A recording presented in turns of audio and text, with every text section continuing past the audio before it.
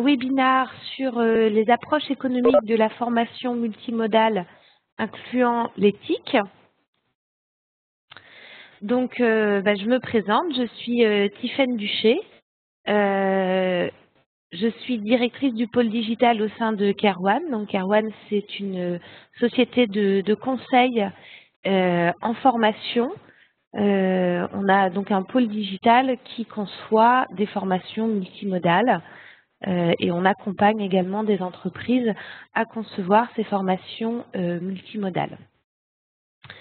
On a été sélectionné donc par Vivea pour accompagner un certain nombre d'organismes de formation sur des formations innovantes et également pour animer ce webinaire. Alors, on va rentrer tout de suite dans le vif du sujet. Et tout d'abord, je voulais faire une précision sur le périmètre en fait de ce webinaire, puisque dans le titre, il y avait indiqué l'éthique, mais aussi les réseaux sociaux. Donc, dans un premier temps, je voulais vous préciser ce que nous, on entendait par TIC dans la formation. Et donc, préciser qu'il s'agissait de tous les outils collaboratifs de type plateforme collaborative, les blogs, les forums, les classes virtuelles, les MOOC, les modules de e-learning et les quiz. Mais on ne va pas aborder ce qui est de l'ordre de ce qu'on appelle les réseaux sociaux, donc Facebook, Twitter, LinkedIn, ce genre de choses qui, selon nous, ne sont pas des outils à utiliser dans un dispositif de formation multimodale. Ça ne veut pas dire qu'on ne peut pas se former via ces réseaux sociaux, mais en tout cas aujourd'hui, les entreprises, les organisations n'utilisent pas ces réseaux comme véritable vecteur de formation. Aujourd'hui, pour concevoir un dispositif multimodal, et on va le voir aujourd'hui, il faut un certain nombre de critères pour que ce soit réellement de la formation. Et aujourd'hui, les réseaux sociaux ne permettent pas de remplir tous ces critères. Voilà. Donc, on va en fait se concentrer sur certains outils et vous allez voir, il y a déjà fort à faire. Alors, je vous propose en fait un découpage en 3 temps. Sur la première partie, on va parler donc des outils du distanciel. Comme je vous le disais, on va les lister et on va étudier leurs coûts directs, mais également leurs coûts cachés. Puisque vous allez voir, il y a un certain nombre d'outils qui sont gratuits. Ça ne veut pas dire pour autant qu'ils ne mobilisent pas de l'énergie et du budget. Donc ça sera la première partie. La deuxième partie, et je pense que c'est aussi un point qui va fortement vous intéresser, c'est quels critères on va pouvoir associer à chacun de ces outils pour les intégrer dans un dispositif de formation que vous allez pouvoir financer. Donc on va prendre chacun des outils et voir dans quelle mesure ils sont finançables, c'est-à-dire ils peuvent s'intégrer à un dispositif de formation. Et puis la dernière partie, qui sera assez courte, on va faire un balance des coûts entre le présentiel et le distanciel, donc en essayant de mettre en regard les coûts supplémentaires d'un dispositif présentiel, les coûts supplémentaires d'un dispositif distanciel, pour avoir un regard objectif en fait sur cette partie financière. Voilà. Je vais dérouler les 3 parties en faisant une pause à l'issue de chacune des parties pour que vous puissiez éventuellement me poser des questions, mais aussi me remonter des éventuels problèmes de compréhension ou de connexion. Alors, on va faire cette première pause tout de suite. Je vais me mettre sur le Framapad. Est-ce qu'il y a des questions? Est-ce qu'il y a des personnes qui veulent remonter une question ou un souci éventuel, ou est-ce qu'on peut continuer? Donc, comme je le disais en introduction, mais tout le monde n'était peut-être pas encore connecté, je suis assistée d'Hélène, qui est à ma droite, et qui peut répondre à vos questions dans le chat du WebEx, si besoin, si vous lui posez des questions en privé. Ou sinon, vous pouvez les poser dans le Framapad. Elle répond également en jaune.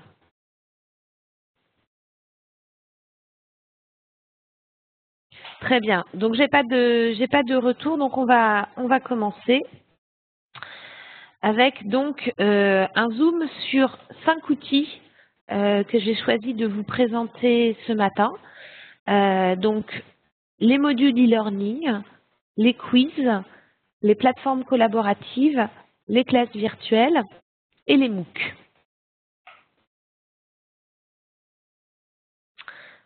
Alors pour chacun des outils, en fait, on a distingué 2 temps. Un premier temps, on va vous présenter des outils avec des notions de tarifs et un second temps où on va parler des coûts cachés.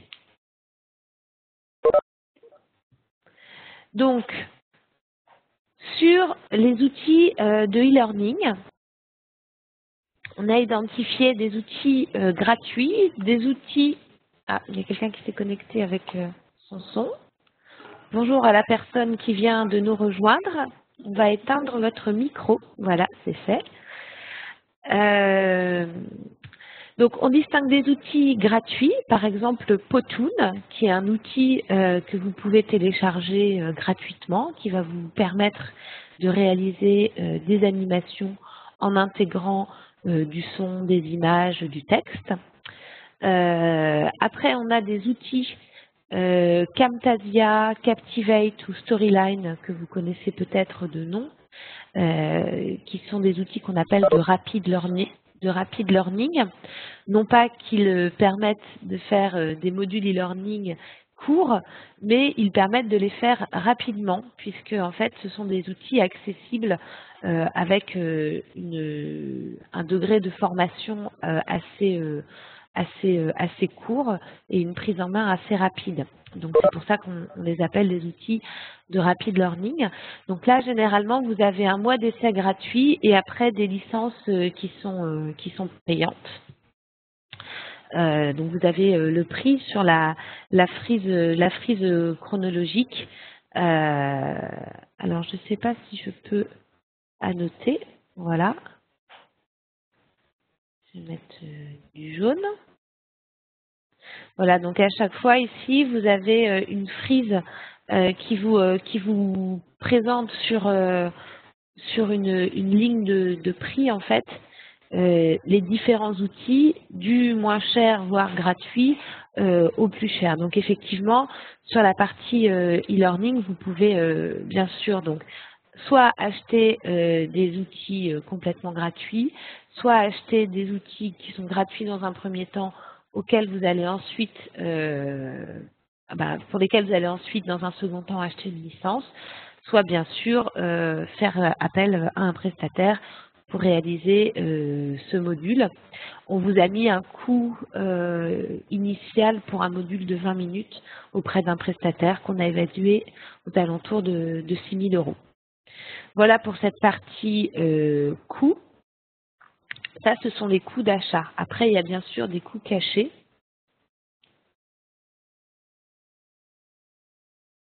Les coûts cachés, ils sont de 2 ordres. En fait, il y a un temps humain et puis il y a un temps technique. Alors, je suis désolée parce que j'ai un petit rhume, donc je vais faire une toute petite pause. Vous m'excusez une seconde.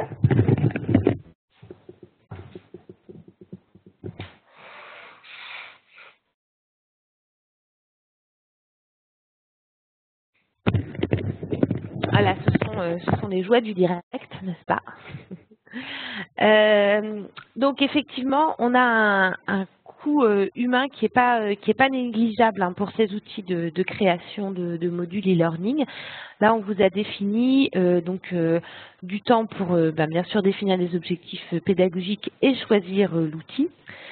Du temps de recueil du contenu auprès des experts, du temps de conception pédagogique du module. Alors, pour la prise en main des outils, hein, tous les outils qu'on vous a présentés, effectivement, vous avez des didacticiels qui sont gratuits en ligne, sur lesquels vous pouvez vous former, mais il faut bien sûr prendre le temps nécessaire. Il y a aussi des forums. Il y a un micro qui s'est allumé. On fait une toute petite pause. Voilà, parce qu'il y avait un micro qui s'était allumé, excusez-nous. Ensuite, il faut du temps, bien sûr, de création des modules et puis des temps de relecture et de validation. Donc ça, c'est des temps humains. Ça peut être fait par une seule et même personne, mais ça peut aussi être dispatché entre différentes personnes au sein d'un service formation. Et puis, on a distingué également des coûts techniques supplémentaires.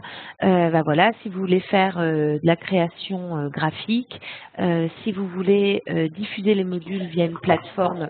Le e-learning, c'est excessivement cher. Est-ce que les personnes qui viennent de nous rejoindre peuvent éventuellement fermer leur micro? Sinon, on va pouvoir le faire à distance. Merci, c'est bon. Il y a aussi donc de l'achat de licences, comme je vous l'ai dit, pour certains des outils. Et éventuellement, s'il faut les traduire, il y a bien sûr des coûts de traduction et de localisation. Voilà sur la partie e-learning. On va passer à la partie quiz qui va être un petit peu plus rapide puisque c'est plus simple en fait de créer un quiz que de créer un module e-learning.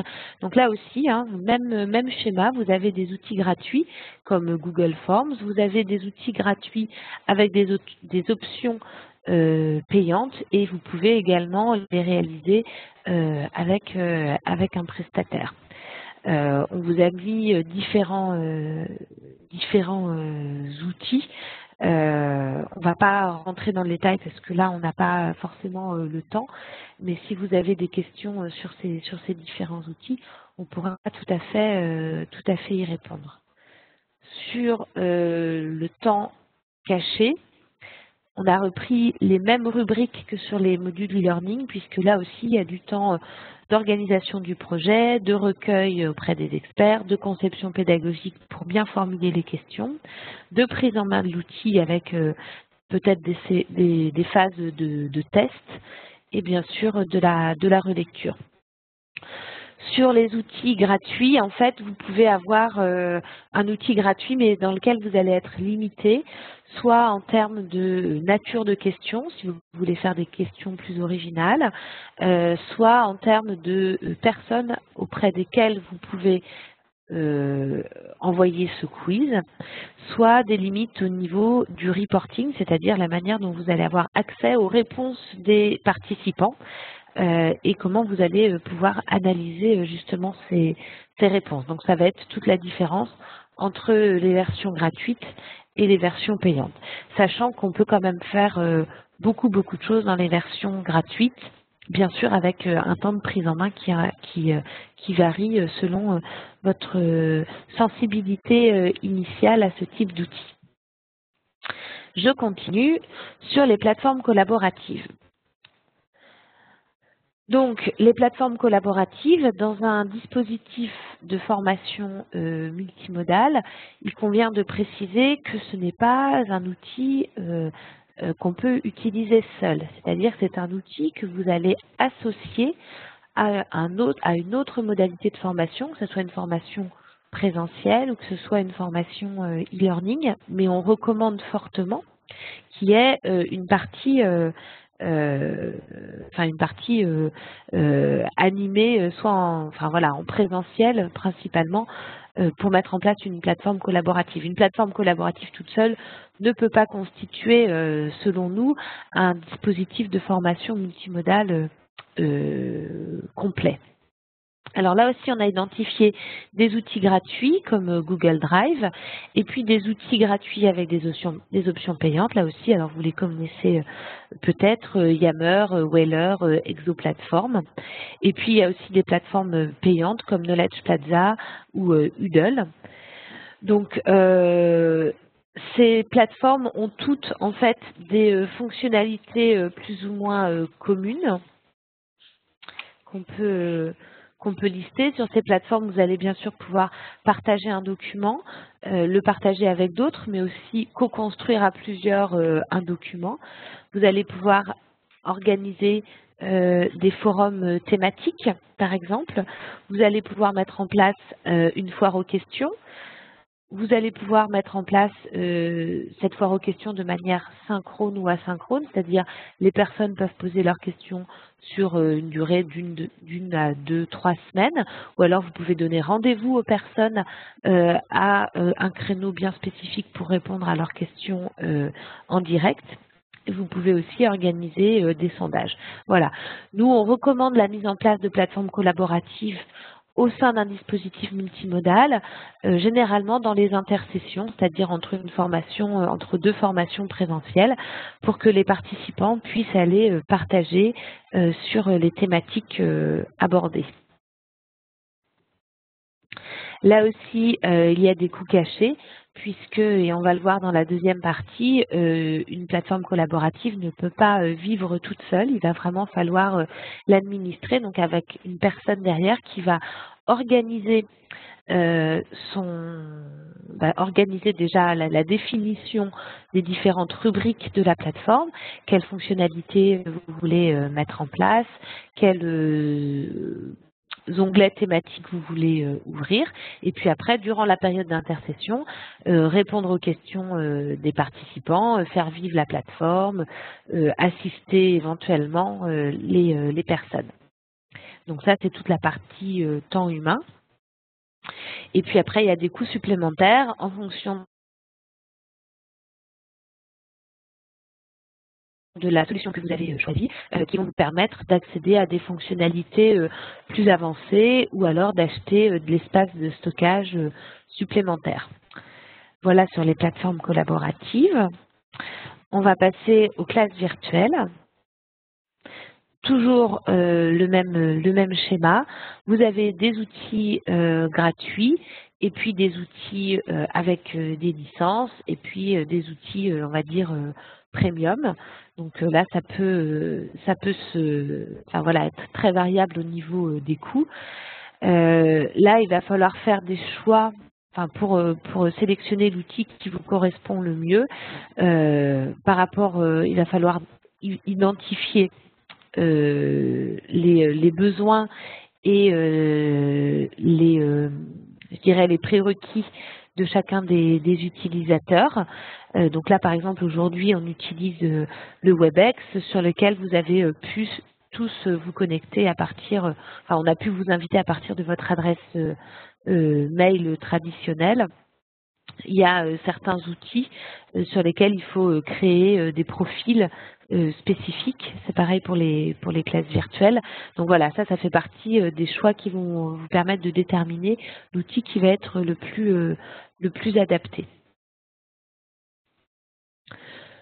Sur les coûts cachés, on va retrouver les mêmes temps humains sur la définition des objectifs pédagogiques, sur la prise en main d'outils, la préparation du formateur, la gestion des invitations, l'animation. Vous voyez là par exemple aujourd'hui, alors là on est sur un webinaire, mais sur une classe virtuelle ça pourrait être le cas aussi.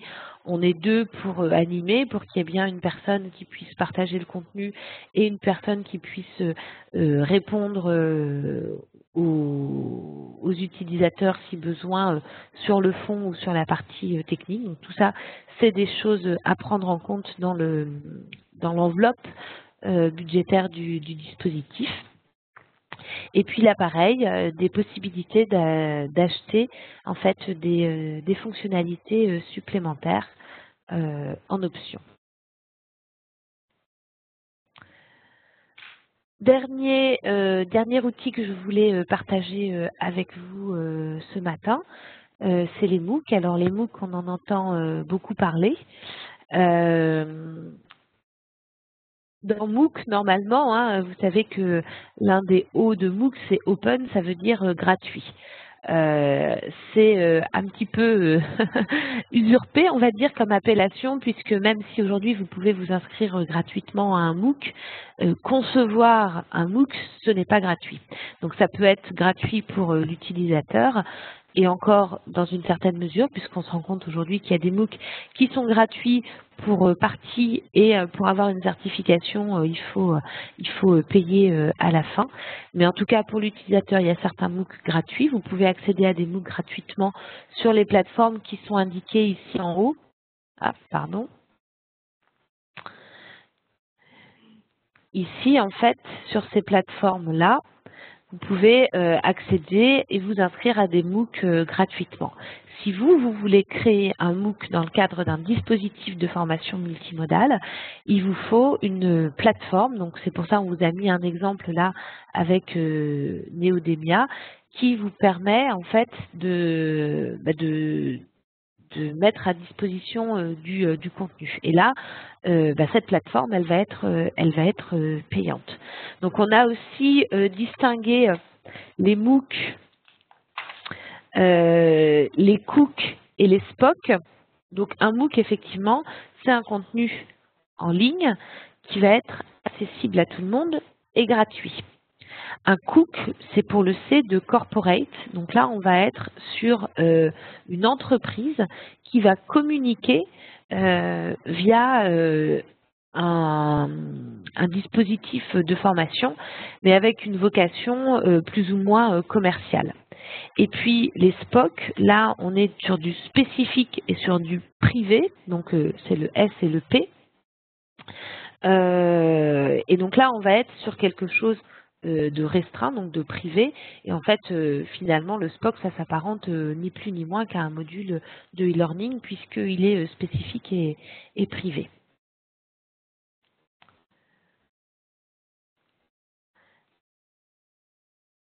Alors, je continue. Il ne faut plus que je passe à la page suivante. Voilà, pardon. Alors, les coûts cachés pour les MOOC, là, c'est des coûts de création, en fait. Si vous voulez créer un MOOC, effectivement, il va falloir, bien sûr, trouver la plateforme, mais aussi concevoir les vidéos, puisque sur les MOOC, on est beaucoup sur de la vidéo, donc il va falloir avoir une équipe technique pour concevoir les vidéos, faire des vidéos dynamiques, vivantes, et ensuite les mettre sur la plateforme. Donc là, il y a des coûts humains de gestion de projet qui sont aussi non négligeables. Alors, on arrive à la fin de la première partie. On va faire une petite pause Framapad. Je vois Hélène qui est à côté de moi depuis tout à l'heure répond à des questions. Je pense qu'on va peut-être prendre un temps pour répondre aux questions qui peuvent concerner tout le monde, même si peut-être certaines questions ont été répondues en live. Alors,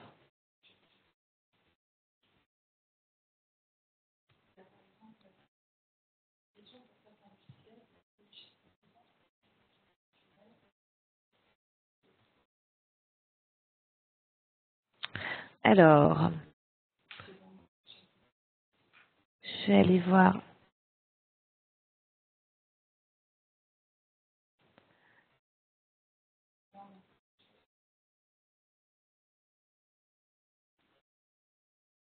Alors, on a une question sur les achats de licences. C'est ça?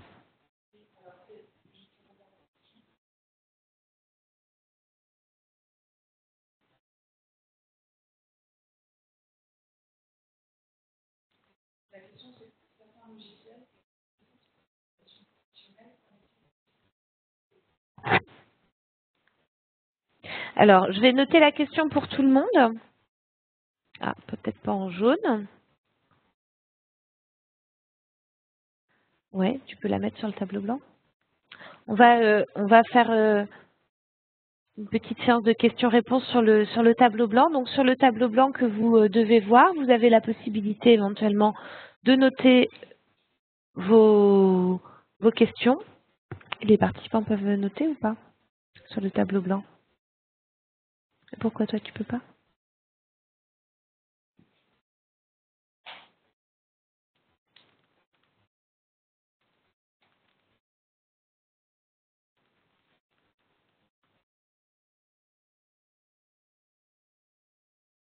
Oula, c'est quoi ça?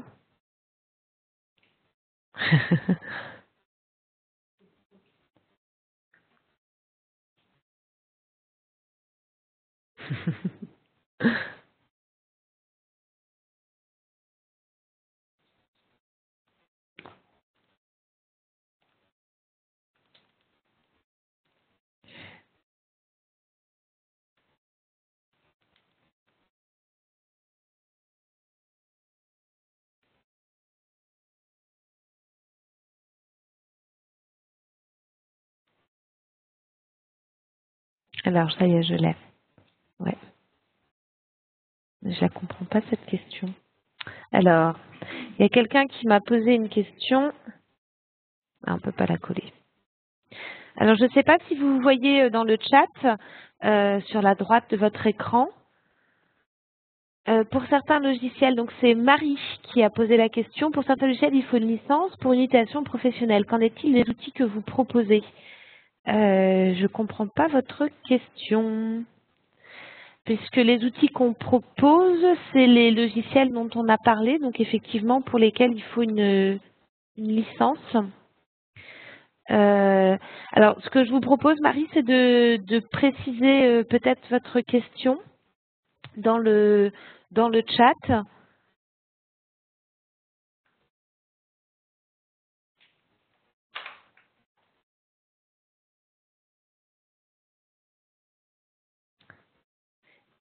Et puis on y reviendra, on va continuer puisque je vois que l'heure tourne. Alors, je reprécise, certains logiciels sont gratuits et disponibles. C'est bien, tout le monde prend petit à petit ses marques sur le tableau blanc, c'est parfait. Alors Marie, je ne vois pas la fin de votre question, je suis désolée. Je vais essayer. Ah oui. Certains logiciels sont gratuits disponibles pour un usage en... Et ça s'est coupé ici. Donc ce que je vous propose, c'est que vous reprécisiez votre question dans le chat et puis on va y revenir à l'issue du webinaire. Alors on va continuer. Donc je vais repartager mon écran. On va revenir sur la présentation. Voilà. Et on va donc passer à la deuxième partie sur l'imputabilité. Alors, on a identifié 4 critères, en fait, qui vous permettent de mesurer la robustesse de votre dispositif multimodal par rapport à des questions d'imputabilité. Donc il y a 4 critères, ça ne veut pas dire qu'ils sont exhaustifs et ce sont des questions, et je pense que Anne Jedwick, à l'issue du webinaire, reprécisera ces points. Ce sont des questions qui vont être traitées progressivement par Vivea puisque enfin voilà, c'est assez nouveau comme démarche, donc il n'y a pas encore de réponse à tout. Mais déjà, pour bien qualifier votre dispositif de multimodal, vous pouvez vous poser ces 4 questions. Il faut que la démarche soit basée sur un objectif de développement ou d'acquisition de compétences. Il faut que le niveau d'encadrement soit suffisant. Il faut une description précise de l'organisation du dispositif et de la progression pédagogique. Et il faut des moyens de vérification de la réalité de la formation. Voilà. Et donc, ce que je vous propose pour cette deuxième partie du webinaire, c'est de reprendre les outils que je vous ai présentés dans un premier temps et de voir dans quelle mesure je vais pouvoir vous donner des bonnes pratiques pour qu'ils remplissent ces quatre critères. Alors, sur le e-learning, donc vous retrouvez ici sur la partie de gauche dans les quatre carrés de couleurs les critères qu'on a identifiés et à chaque fois les conseils pour les remplir. Donc sur le premier, vous allez voir, c'est le même pour tous les outils. Il faut bien sûr définir, comme pour une formation présentielle, des objectifs pédagogiques très précis. Sur l'encadrement pour le e-learning, à minima, il faut intégrer le e-learning dans un dispositif multimodal. Ça veut dire quoi? Ça veut dire qu'il doit être complété par du présentiel.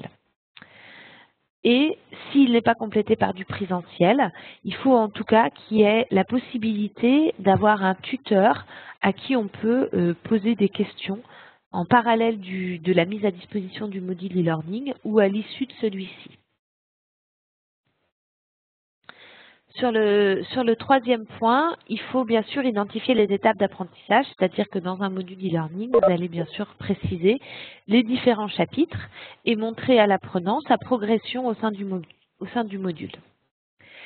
Enfin, un module de e-learning doit toujours contenir un quiz de fin pour valider que la personne a été jusqu'au bout et pour valider l'acquisition des connaissances.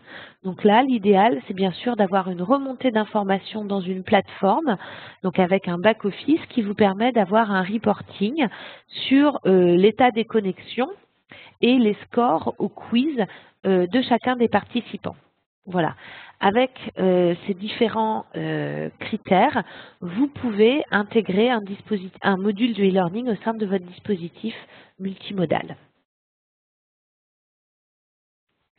Sur les quiz, alors un quiz effectivement n'est pas autosuffisant. Un quiz peut être utilisé de différentes manières dans un dispositif multimodal, mais pas tout seul. Vous conviendrez bien qu'un quiz tout seul, c'est pas de la formation. C'est pas de la formation en elle-même. Vous pouvez utiliser un quiz en amont, soit pour évaluer le niveau des participants avant une formation, soit pour identifier leur profil, soit pour faire du teasing, c'est-à-dire leur donner envie de venir se connecter par exemple au module e-learning ou participer à une classe virtuelle ou participer à une formation présentielle. Donc ça, c'est l'utilisation en amont. Et puis, vous pouvez l'utiliser en aval pour évaluer les connaissances, comme on vient de le voir, mais aussi pour consolider des acquis ou faire des piqûres de rappel. Donc, effectivement, là, sur la partie encadrement suffisant, il faut bien sûr l'intégrer dans un dispositif multimodal. Et mettre en évidence, en fait, cette intégration du quiz, relever les résultats à la fin des quiz et avoir accès au reporting, donc aux résultats consolidés. J'avance parce que sur le quiz, c'est moins important que sur les deux dernières sur lesquelles on va passer un peu plus de temps. Donc effectivement, sur une plateforme collaborative, comme je vous le disais dans la première partie, il faut bien sûr qu'il y ait un encadrement suffisant. Et ce n'est pas un outil qui est autosuffisant. Il faut désigner un animateur pour la plateforme et proposer un support technique.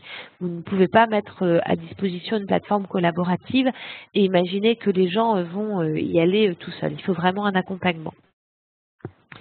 Sur la description précise du dispositif, il faut proposer une charte d'utilisation de la plateforme. Qu'est-ce qu'on va y faire, qu'est-ce qu'on peut y faire et qu'est-ce qu'on ne peut pas y faire, et mettre en évidence l'intégration de la plateforme dans le dispositif multimodal. C'est ce que je vous disais tout à l'heure sur la partie intercession. Qu'est-ce que les participants doivent précisément faire sur la plateforme collaborative durant l'intercession? Ça peut être voir une vidéo, ça peut être poster un document, ça peut être commenter une discussion sur un forum, ça peut être poser une question. Tout ça, ce sont des choses observables, quantifiables, qui vont vous permettre d'intégrer de manière efficace votre plateforme dans le dispositif. Et donc là, vous avez effectivement des moyens de vérification de la réalité de cette formation qui va être donc la participation des personnes à la plateforme avec un relevé de résultats s'il y a bien sûr des quiz dans la plateforme ou alors les remontées d'informations dans le back-office, ce que je viens de vous dire sur la participation individuelle des personnes aux différentes fonctionnalités qui auront été présentées dans la plateforme. Enfin, sur les classes virtuelles, donc là, bien sûr, je ne le redis pas, les objectifs précis. L'idéal, c'est effectivement donc de proposer un encadrement suffisant avec un guide de connexion en amont, un support technique et bien sûr de former l'animateur à cette méthode puisque les méthodes utilisées en classe virtuelle ne sont pas les mêmes que celles utilisées en format traditionnel. Sur la description précise, donc là vous allez effectivement donner des règles de participation à la classe virtuelle. Et la classe virtuelle, sur la partie imputabilité, vous allez avoir une durée précise. Donc là, vous allez pouvoir mesurer de manière très détaillée combien de personnes se sont connectées à votre classe virtuelle, combien de temps elles y ont passé, et donc intégrer ce temps dans votre temps de formation globale. Et vous avez aussi la possibilité d'avoir un relevé des connexions, donc pour bien sûr voir précisément qui était connecté à la classe virtuelle et combien de temps.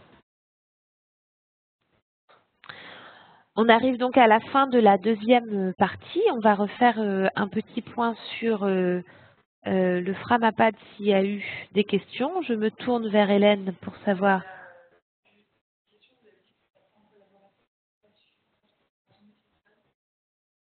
D'accord. Alors, une plateforme collaborative n'est pas suffisante pour constituer à elle toute seule une formation multimodale.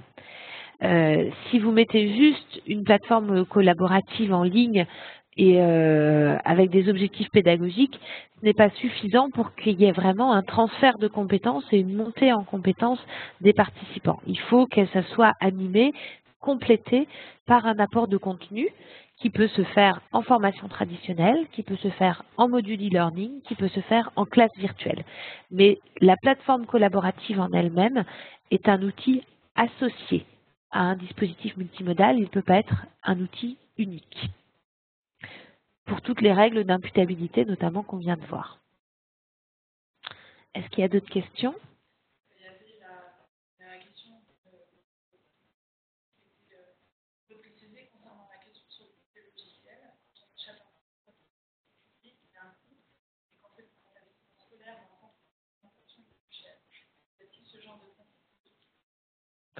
Non, alors je reformule la question pour que tout le monde l'entende bien. Pour les licences des outils qu'on vous a présentés dans la première partie, ce sont tous des outils à usage plutôt professionnel. Donc en fait, les coûts de licence sont des coûts pour professionnels, en fait, pour des achats d'entreprise. Est-ce qu'il y avait d'autres questions? Non, il y a juste Oui, bien sûr.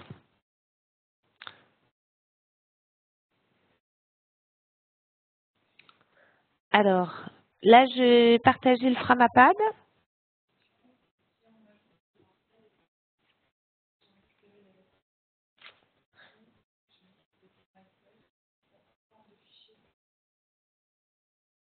Alors, je ne vois pas cette question.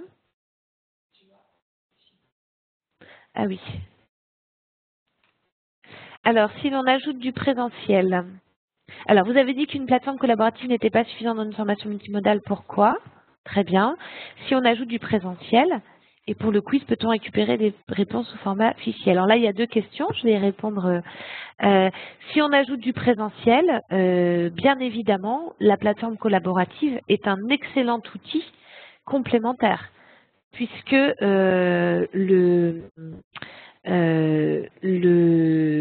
ça va permettre de faire durer dans le temps les échanges, aussi bien du formateur vers les participants que des participants entre eux.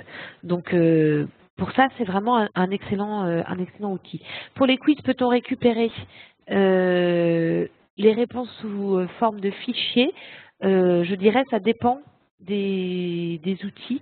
Il me semble que pour Google Forms et pour Monkey Survey, on peut tout à fait, tous en fait, me précise Hélène, on peut tout à fait récupérer les réponses sous forme de fichiers et donc on peut les administrer plus facilement. Alors, je vois qu'il y avait une question qui est en train d'être écrite. Les temps de connexion représentent-ils un moyen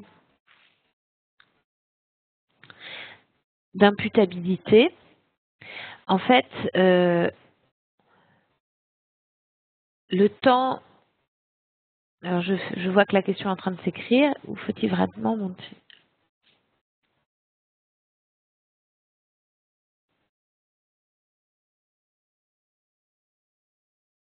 Alors là, on a une question effectivement sur le financement des moyens ou le financement des résultats. Ça, je laisserai peut-être Anne Gégoui qui répondre en conclusion. C'est un point intéressant, mais du coup, je laisserai Anne y répondre. On va la garder pour tout à l'heure. Donc effectivement, sur l'imputabilité, est-ce que c'est le temps de connexion ou le temps de résultat, enfin ou la mesure du résultat qui compte? On y répondra tout à l'heure. Je vais conclure rapidement avec la dernière partie. Donc je reviens sur mon document de présentation. Voilà, je vérifie juste que ça s'affiche bien. C'est bien parce que je peux voir en temps réel. J'espère que vous êtes toujours là, toujours attentifs. Donc la dernière partie, effectivement, c'était pour. Alors l'idée, c'est pas d'opposer le présentiel et le distanciel, hein, mais l'idée, c'est de vous montrer que avec le multimodal, on peut quand même optimiser en fait des coûts de formation et qu'il faut bien faire la balance entre là où on va gagner de l'argent parce que par exemple les gens vont pas se déplacer et là où on va avoir un investissement par rapport à la montée en compétence sur la partie technique. Donc ce qui allège la facture, hein, de manière très pragmatique, on parle avec des mots simples. Donc ce qui allège la facture dans un dispositif multimodal, c'est qu'effectivement, il y a de nombreux outils qui sont gratuits. Donc, on entend souvent dire, oui, non, mais c'est trop cher, les outils. Enfin, voilà, il y a des outils qui sont gratuits et effectivement, on va le voir après, il y a un temps d'appropriation. Mais en tout cas, des outils sont gratuits. Des tutoriels pour se servir de ces outils sont gratuits sur Internet. On a forcément une réduction des frais, donc frais de déplacement, frais d'hébergement, frais de restauration. Ça, c'est un peu imparable comme argument. On a une limitation des coûts de reprographie des documents, puisque il y a quand même beaucoup de choses en ligne. Et puis, on a un nombre de participants plus modulable. Effectivement, si vous faites un module e-learning ou si vous faites un quiz ou si vous ouvrez une plateforme collaborative, que ce soit pour 10 personnes, le nombre généralement standard pour des formations traditionnelles, ou que ce soit pour 100 personnes, votre prix ne varie pas. Donc en fait, c'est aussi sur du volume que la facture va s'alléger par rapport à un dispositif de formation multimodale.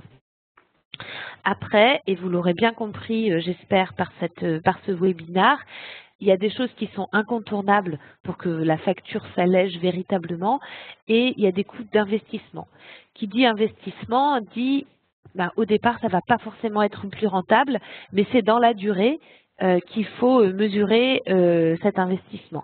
Donc il y a un investissement technique, effectivement, en matériel informatique, par exemple pour s'équiper de webcam, de casques, de micros, ou de logiciels, mais tout ça, ce sont des choses qui sont aussi amortissables, hein.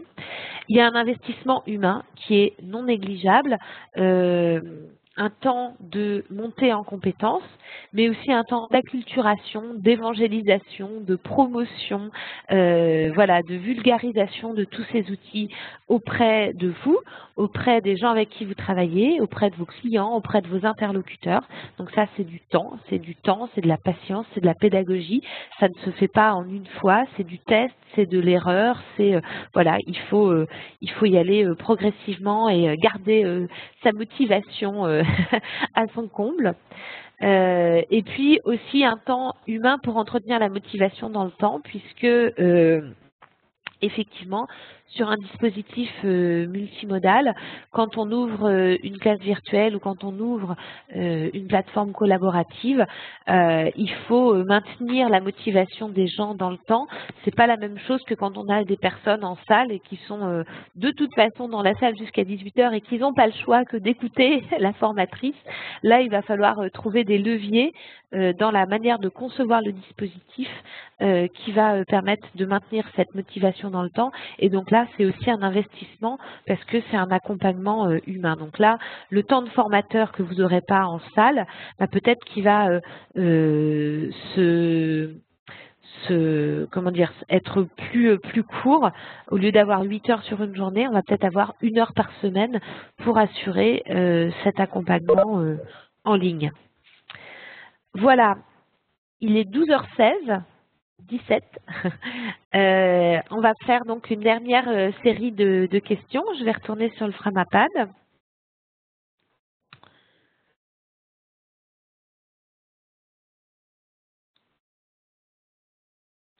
Alors, j'ai une question très technique sur le casque utilisé par Tiffaine. Alors, ne bougez pas. Je marque là-dessus. Alors, Logitech. C'est la marque Logitech. Oui, ça s'écrit comme ça. Je suis ravie que le son ait été clair. Est-ce qu'il y a des questions sur le fond, sur des remarques?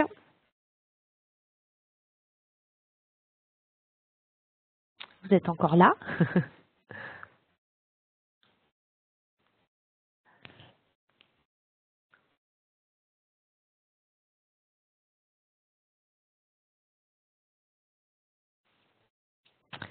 Merci pour les personnes qui nous indiquent que c'était clair. Je vais regarder s'il y a des questions peut-être sur le chat. Il n'y en a pas? Alors, je vais arrêter le partage d'écran ici. Je vais revenir ici.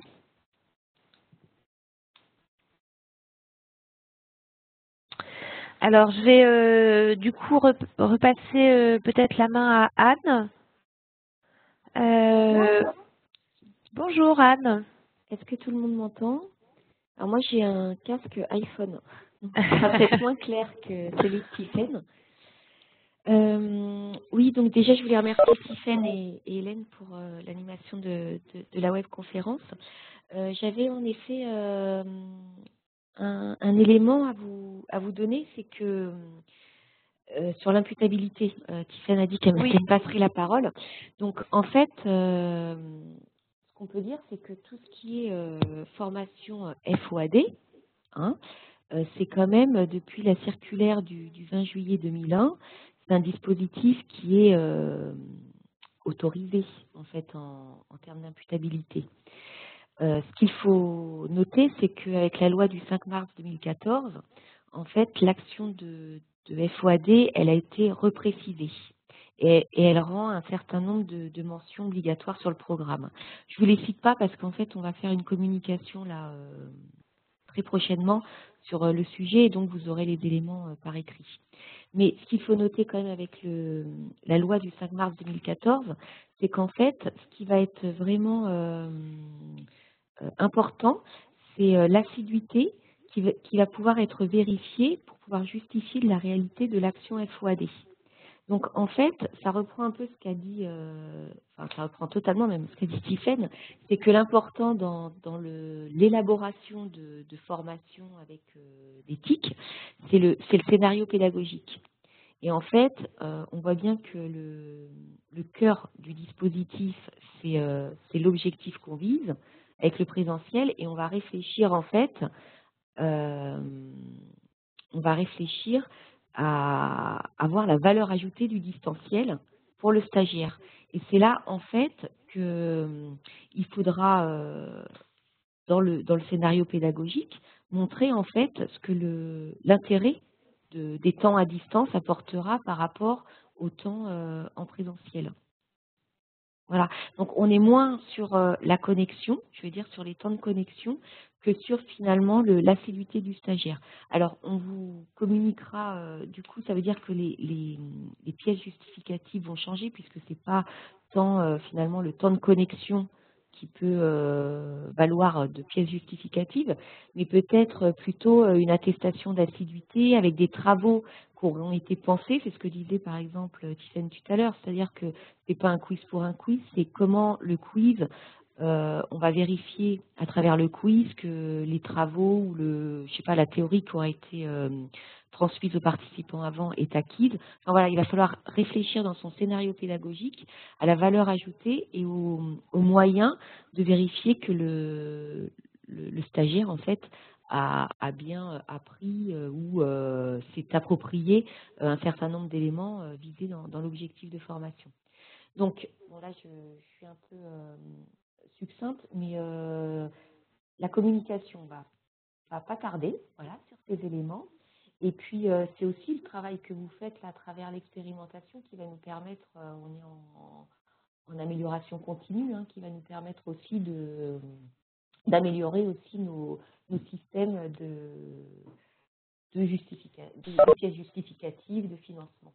Voilà, donc tout le travail que vous faites aujourd'hui, même si c'est peut-être pas très très confortable parce que on avance tous ensemble, va nous permettre à stabiliser le système. Voilà pour cette partie. Et puis ce que je voulais vous dire aussi, c'est que on se retrouvait pour la dernière webconférence le 25 juin, qui va porter sur le thème de la posture du formateur, qui est un thème aussi important, qui sera animé par le cabinet Interface. Voilà, je vous souhaite une très bonne journée à tous. Et comme d'habitude, on vous fera suivre l'enregistrement de la webconférence rapidement. Merci.